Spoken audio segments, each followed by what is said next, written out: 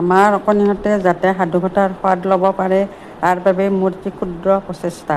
আশা কৰোঁ আপোনালোকে সাধুবোৰ আদৰি ল'ব। আজিৰ সাধুটো হৈছে খৰিকটীয়া আৰু বৰুণ দেৱতা। এজন বৰ আপোন-টকনা খৰিকটীয়া আছিল। হাবিৰ পৰা নিতৌ 1 বোজা খৰি কাটি আনি তাৰে সি এক গোহালি ল'ৰা-ছোৱালীৰে কোনোমতে পোহ গৈছিল। এদিন ৰাতিপুৱাতে সি খৰি কাটিবলৈ ওলাই গৈছিল।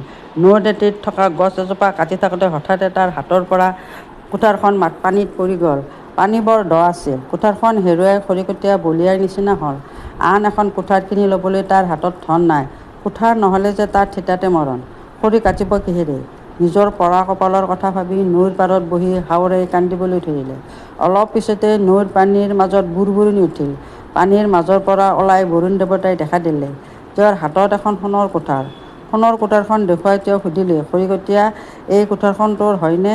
খৰিকটীয়াই উত্তৰ দিলে, নহয় দেৱতা, সোণৰ কুঠাৰ এই চাল চিকা ভিকহী এই জনমত দেখাই নাই। পানীত বুৰ মাৰি বৰুণ দেৱতা তললৈ গ'ল। অলপ পিছতে হাতত এখন ৰূপৰ কুঠাৰ লৈ আকৌ দেখা দি সুধিলে, এইখন কুঠাৰ তোৰ হয়নে নহয়? এইবাৰো খৰিকটীয়াই নহয় বুলি কোৱাত বৰুণ দেৱতাই পানীত বুৰ মাৰিলে। তেওঁ খৰিকটীয়াৰ পানীত পৰা কুঠাৰখন হাতত লৈ আকৌ দেখা দি সুধিলে, এইখন কুঠাৰ তোৰ হয় হ'বলা? খৰিকটীয়াই মূৰটো দুৱাই উত্তৰ দিলে, হয় দেৱতা, এইখনেই এই বন্দীৰ কুঠাৰ। খৰিকটীয়াই সঁচা কথা কোৱা দেখি বৰুণ দেৱতা তাৰ প্ৰতি বৰ সন্তুষ্ট হ'ল। তেওঁ ৩খন কুঠাৰকে তাক দিলে। খৰিকটীয়াই তাৰ নিজৰ কুঠাৰখনৰ উপৰিও এখন সোণৰ কুঠাৰ আৰু এখন ৰূপৰ কুঠাৰ লৈ ঘৰ পালেগৈ। ওচৰ চুবুৰীয়া সকলোকে সি বৰুণ দেৱতাৰ কৰোণাৰ কথা ক'লে।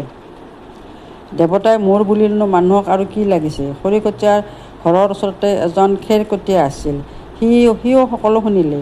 পিছদিনা সিও খেৰ কাটিবলৈ নগৈ নৈৰ পাৰলৈ খৰি কাটিবলৈ গ'ল।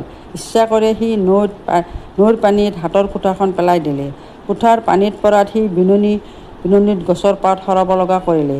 বিনাই বিনাই সি গালে, আগলতিৰ কলা পাত লৰে কি চৰে, সোণৰ কুঠাৰ আহি আগতে পৰে।